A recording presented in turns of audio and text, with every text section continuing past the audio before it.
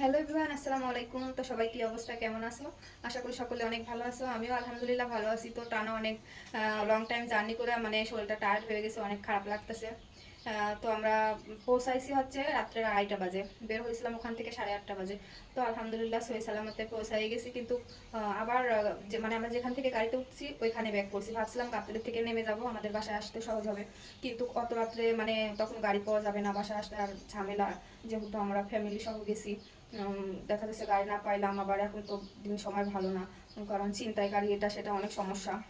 তার জন্য আর কি মানে গাড়িতে আমরা ওই জায়গায় ব্যাক করছি, ওখান থেকে ওই গাড়ি আবার মানে গাবতলী আসবে। তো সাইদাবাদ যাবে, তো গাবতলী আসবে, আমাদেরকে আবার নামাই দিয়ে গেছে।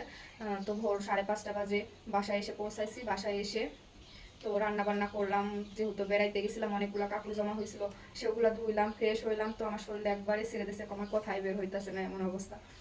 তো এখন একটু ঘুমাবো। 2 রাত্রে একটু ঘুমাই নাই, আবার ওখানে গিয়েও রেস্ট করতে পারি নাই, শুধু ঘোরাঘুরি করছি, অনেক এনজয় করছি, অনেক মজা মাস্তি হয়েছে। তো তোমাদের সঙ্গে অবশ্যই শেয়ার করবো। তো সবাই ভালো থাকবা, সুস্থ থাকবা, আল্লাহ হাফিজ।